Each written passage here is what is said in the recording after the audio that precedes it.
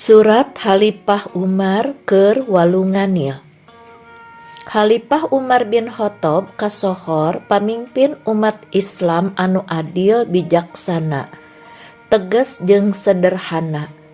Oge kacida cekel delegna kana aturan agama. Anjeunna teh salah sawios Khulafa'u ar-Rasyidin nyaeta pamimpin umat Islam anu bijaksana saparantos Rasulullah Shallallahu Alaihi Wasallam pupus. Dina hiji dinten anjeunna nampi serat ti gubernur Mesir nyaeta Amr bin As nguningakeun yen masyarakat Mesir anu aya di sabudeureun Walunganil nuju nampi ujian. Sabab tos sababaraha sasih Walunganil anu tos jadi sumber kahirupanana beuki lami caina beuki nyaatan nepi ka ngoletrak pisan. Hal ieu teh mata kacida pi kahariwangeunana bakal kumaha pangaruhna kana hasil tatanena jeung sumber ekonomi maranehna. Pepelakan mimiti lalayu, ingon-ingon jadi karuru baregang, kebon-kebon, sawah-sawah jadi alangar da teu kacebor sabab teu aya caina. Lamun terus-terusan kieu bae, masyarakat geus buleud bade parindah rek milarian deui tanah anu leuwih subur keur nyambungkeun kahirupanana. Hal ieu anu kacida dipikahariwang ku masyarakat Mesir ngeunaan Walunganil teh kabuktian. Sabab sateu acan agama Islam lebet ka negeri Mesir, samemeh masyarakat na ngagem agama Islam geus jadi tradisi, geus jadi kabiasaan setiap tahun dina bulan anu geus ditangtukeun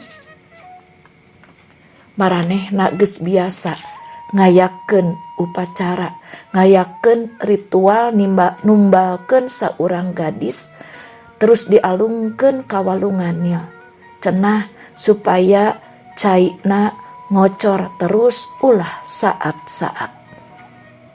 Gubernur Amr bin As satekah pola ngayakinkeun ka maranehna supaya tetep sabar sugan weh Walunganil ngocorkeun deui caina. Nun, Pak Gubernur, kumaha atuh nasib abdi sadaya pamikieu wae mah?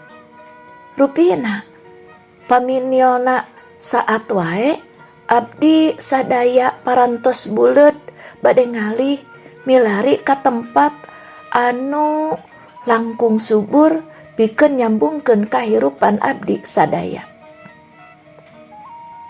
Aranjeun sing salabar. Sugan sakedeung deui Walunganil ngocor deui. Bari omatnya aranjeun ulah rek ngayakeun upacara anu dilarang ku agama. Gitu nasehat Amr bin As ka maranehanana. Nalika Khalifah Umar anu linggih di Madinah uninga hal eta teras anjeunna ngawaler ku nyeratan deui ka Gubernur Amr bin As. Saurna, tindakan anjeun geus bener. Islam geus mupus kabiasaan numbalkeun jelema. Sabab hal eta dilarang pisan ku Allah.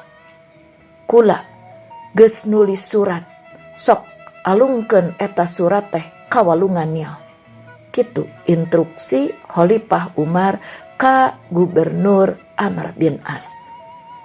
Sanggeus eta surat katampi ku anjeunna, teras anjeunna ngaraos panasaran naon eusina eta surat teh.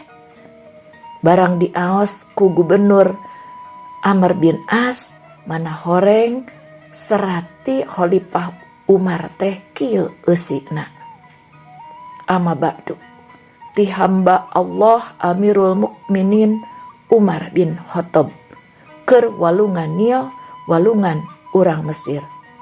Yeuh Nil, lamun anjeun ngocor teh kulantaran kahayang sorangan nya anjeun ulah rek ngocor deui sabab kami teu butuh ku anjeun.